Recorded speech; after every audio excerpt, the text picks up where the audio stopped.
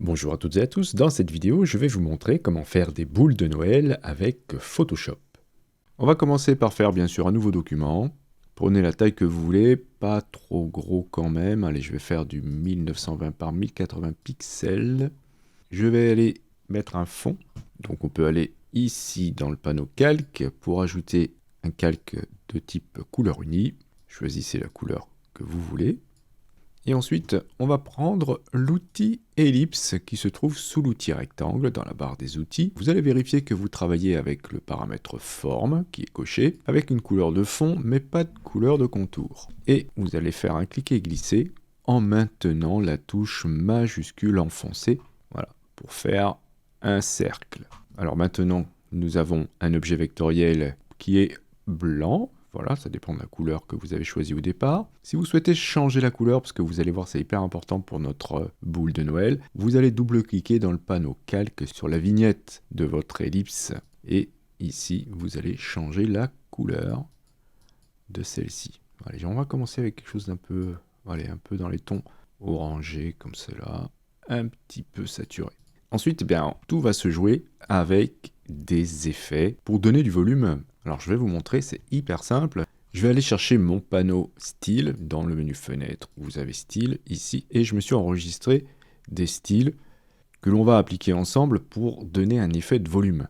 Donc ici, c'est boule 3. Je vais le glisser, je vais le mettre là et c'est ça à peu près qu'on va faire ensemble. Alors, c'est intéressant ici car on va pouvoir, vu que ce sont des effets, modifier à tout moment ces derniers. Donc vous allez double-cliquer à droite du nom dans la partie bleue ici ou grise, ça dépend comment vous avez configuré votre Photoshop, et vous ouvrez votre panneau style de calque dans lequel vous avez dans la colonne de gauche tous les effets que vous allez pouvoir ajouter. Donc vous aurez certainement moins de choses que moi. Je vais supprimer tout ce qui est inutile. On va travailler qu'avec des dégradés. Alors c'est intéressant car bien sûr vous pouvez ajouter des effets que vous trouvez dans la liste ici. Et comme vous avez vu, vous pouvez aussi les supprimer. Donc je vais cacher tout ce que j'ai ajouté et on va commencer par celui-ci qui est une incrustation en dégradé.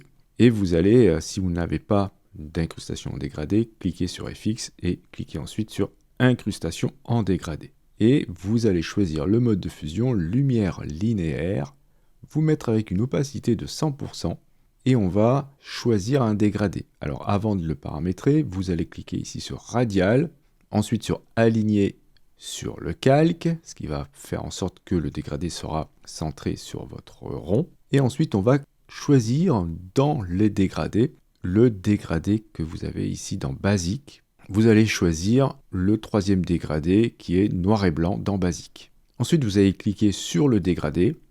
Et là, vous allez faire comme ce que j'ai fait ici. Alors, je vais vous expliquer. En haut, nous avons des petits carrés qui sont en fait des arrêts qui gèrent là l'opacité. Souvent, vous en avez deux, un au début, un à la fin. Et ce que j'ai fait, c'est que le premier a une opacité paramétrée ici en bas à 100%. Et j'en ai mis un deuxième ici qui est à une position de 85 avec une opacité de 33%.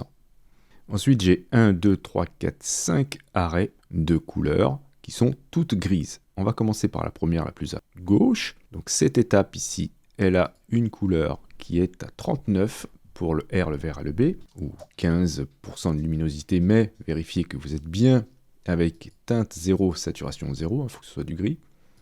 Position 0, le deuxième arrêt, position 7, on va mettre 49, 49, 49. Donc position 7, le troisième arrêt, position 29, donc c'est en pourcentage sur la barre, si vous voulez savoir. Et on est à 68, 68, 68. Le quatrième, position 65, ou 64, c'est pas bien grave, ok. 68, pareil, 68, 68. Et le dernier, 85, 68, 68, 68 aussi. Voilà, alors ça nous donne ce petit effet d'assombrissement sur la périphérie, donc qui est géré par les arrêts que vous avez là. Et si vous vous êtes inversé par rapport à moi, c'est normal, c'est parce que moi ici j'ai coché inversé. Donc vous avez peut-être ça, vous êtes en train de me dire, mais c'est pas du tout ça que j'ai. Eh bien, retournez là, cliquez sur inverser. Vous pourrez ensuite jouer avec l'échelle, ce qui vous permettra d'avoir plus ou moins de lumière au centre. Ensuite, on va ajouter un autre dégradé. Alors, comme vous faites, vous cliquez sur le plus. Voilà, attention, ça vous ajoute un dégradé en dessous. Et nous, on va travailler sur celui du dessus. Donc, moi, je vais le supprimer. Voilà. Donc, celui-ci, forcément, vous allez retrouver le même que l'on a fait, mais vous allez le modifier pour qu'il ressemble au mien. Vous vous mettez en mode incrustation, opacité 100. Vous décochez inversé. Vous laissez aligner sur le calque, style radial, angle, c'est pas bien méchant. Échelle, on va mettre comme vous voudrez, hein, c'est vous qui gérez la luminosité, mais avant il faut paramétrer ce dégradé qui est très simple. J'ai que deux arrêts de couleur blanc en bas. Le premier est à position 0, le deuxième position 69 ou 80 pour arrondir, et au-dessus pareil, j'ai un arrêt de couleur qui est avec une opacité de 0, celui le plus à droite ici, et celui le plus à gauche, une opacité de 100, ce qui me permet d'avoir donc une pointe de lumière à ce niveau-là, et ensuite de la transparence. Alors ce qui est bien, c'est qu'à tout moment, je peux le déplacer avec mon outil de déplacement. Voilà, je peux mettre la lumière où je veux. On va cliquer sur le plus pour en ajouter un troisième, et on va travailler sur celui du dessus. C'est le même, mais avec une opacité différente. Le premier a une opacité de 100, le second de 58, et on peut jouer aussi avec l'échelle et le placement. C'est juste pour donner un petit peu de variété sur notre éclairage. Et on va continuer avec un quatrième qui sera pareil, que vous allez placer où vous voulez. Voilà, le but étant de créer de l'effet de lumière. Et on en a un autre qui est encore une fois le même, avec des opacités différentes, les échelles peut-être différentes aussi, que vous allez déplacer où vous voulez. Donc voilà, avec tous ces dégradés, vous pouvez jouer avec les lumières et les mettre où vous voulez, créer des petits effets comme ça d'éclairage sur votre cercle qui devient maintenant presque une sphère avec ces effets-là. Ensuite, on valide en cliquant sur OK et on a déjà notre base. Pour retourner dans les effets quand vous les avez quittés, vous pouvez double-cliquer sur le mot effet maintenant dans le panneau calque, ce qui me permet d'opérer des petites corrections si besoin. Maintenant, je vais m'attaquer à ce qu'on va pouvoir mettre dans la sphère, dans notre boule de Noël, par exemple un motif ou autre chose, un dessin, enfin tout ce que vous voulez. Mais le but, ça serait que ça épouse un petit peu la sphère, que ce soit un petit peu sphérique. Alors comment faire ça? Eh bien, on va devoir utiliser les objets dynamiques et les effets de transformation. Alors je vais aller créer un nouveau calque en cliquant ici, dans mon panneau calque. Je vais le convertir en tant qu'objet dynamique à l'aide d'un clic droit à côté de son nom, à droite du nom ici. J'ai ensuite dans ce menu la commande convertir en objet dynamique. Je vais ensuite faire un CTRL-T ou commande T pour aller chercher la commande transformation manuelle et je vais décocher le lien ici dans la barre des options et enfin déplacer les poignées de transformation pour coller au plus juste sur ma sphère, valider la transformation. Je vais ensuite refaire CTRL-T ou commande T, cliquer ici pour aller chercher dans déformation, objectif 180 degrés, je vais mettre l'inflexion à 100%. Donc vous voyez, ça me fait un petit effet de transformation, c'est-à-dire que tout ce qui sera dans ce calque aura cette transformation. C'est très intéressant, mais par contre, attention, vous voyez que ça dépasse un peu, donc il va falloir qu'on fasse en sorte que ça ne sorte pas de notre boule. Alors, je valide la transformation et je peux écrêter maintenant le calque 1 avec l'ellipse 1 en maintenant Alt enfoncé ou Option et lorsque je me place entre les deux calques, j'ai cette petite flèche et je clique. Voilà, ça me fait un petit décalage, ça veut dire que le calque 1 s'appuie maintenant sur l'ellipse 1, c'est-à-dire le calque en dessous. Si je double-clique sur le calque 1, je vais pouvoir maintenant avoir accès à ce calque. Alors je vais créer un autre calque par-dessus et je peux prendre l'outil pinceau par exemple et dessiner ce que je veux, n'importe quoi, voilà, des choses comme ça, tac tac tac, ou aller coller des motifs, voilà, mais essayez de rester avec des couleurs quand même pas trop folles pour ensuite pouvoir les adapter facilement aux effets qu'on a créés tout à l'heure. Donc voilà, je fais vraiment n'importe quoi. Je vais fermer mon document en cliquant sur la croix, et je n'oublie pas de l'enregistrer. Voilà, j'ai maintenant ça ressemble à rien, mais c'est pour vous montrer que ce que j'ai fait sur le calque a été déformé. Alors bien sûr, on peut faire des choses un peu plus intéressantes que ça. Par exemple, prendre mon outil rectangle, avec un fond blanc, je pourrais faire des lignes, les dupliquer, Une fois que c'est fait, je peux tout grouper pour que ce soit plus simple. Et pourquoi pas, avec la commande transformation manuelle, faire une petite rotation pour faire des lignes qui ne soient pas forcément bien droites. Et ensuite, une fois que j'ai terminé, je valide la transformation. Je vais fermer ce document, je l'enregistre et je vais me retrouver avec ça maintenant sur ma boule. Alors, mettre ça en blanc, c'est peut-être pas très malin parce que du coup, au niveau des effets de lumière, ça sera un petit peu difficile de l'appliquer. Donc, je peux retourner, puisque c'est un objet dynamique, sur mes traits en double-cliquant sur la vignette de mon calque et je vais cliquer sur FX et ajouter une petite incrustation de couleur à mon groupe en mode normal.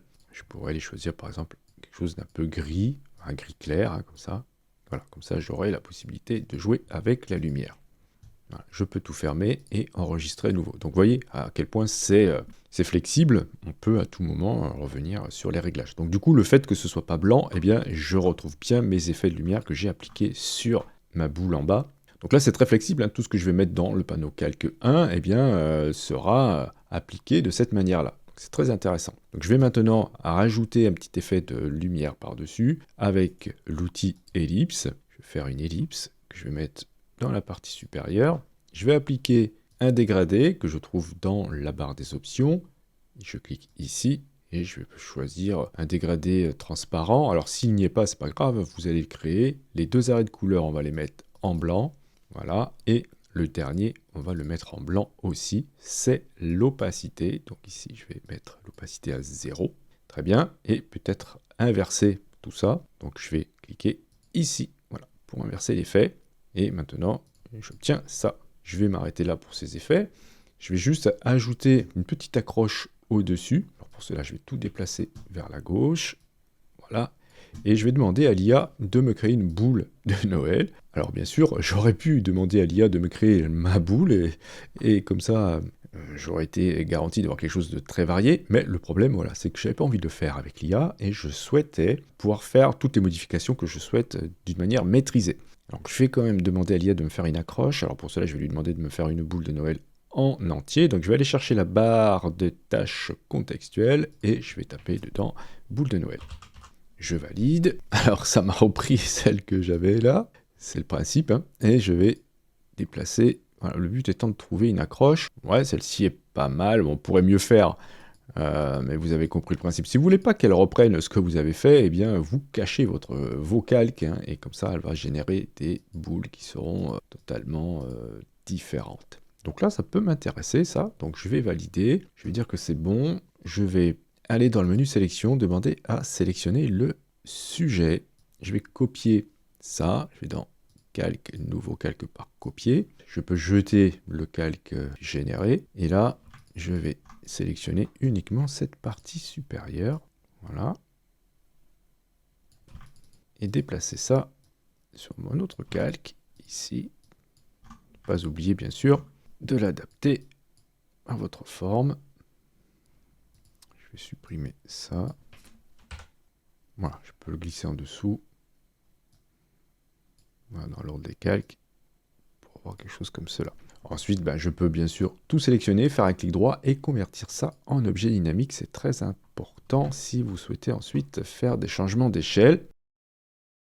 Voilà, par exemple, comme cela.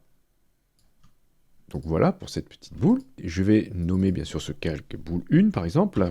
Faire un clic droit. Choisir nouvel objet dynamique par copier. Appeler ça boule 2.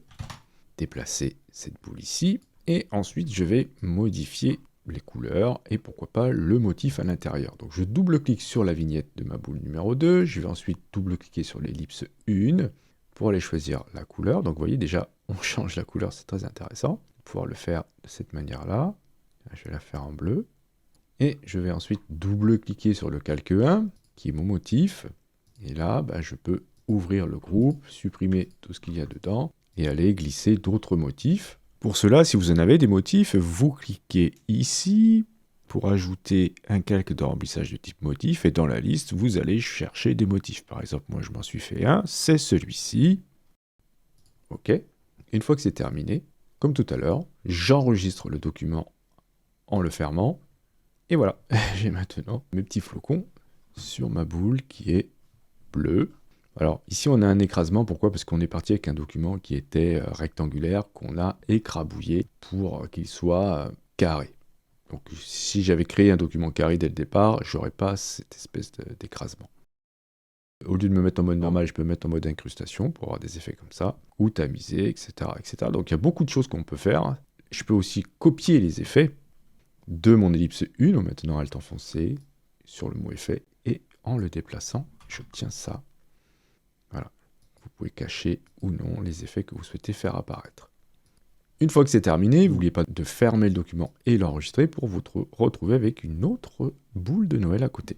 Et là, sans faire exprès, je m'aperçois que j'ai fait presque le drapeau américain, c'était pas voulu. Et voilà. Donc voilà une méthode pour faire des boules de Noël dans Photoshop. Je vous remercie d'avoir suivi cette vidéo. Si vous avez des questions, bien sûr, n'hésitez pas à le faire dans les commentaires. Si vous souhaitez soutenir cette chaîne, vous pouvez cliquer sur j'aime, c'est hyper important pour le référencement. Et si vous n'êtes pas abonné et que vous souhaitez le faire, vous pouvez cliquer sur abonnez-vous. N'oubliez pas la petite clochette pour être averti des prochains cours ou des prochains tutos. Et justement, on se dit à la prochaine pour un autre cours ou pour un autre tuto.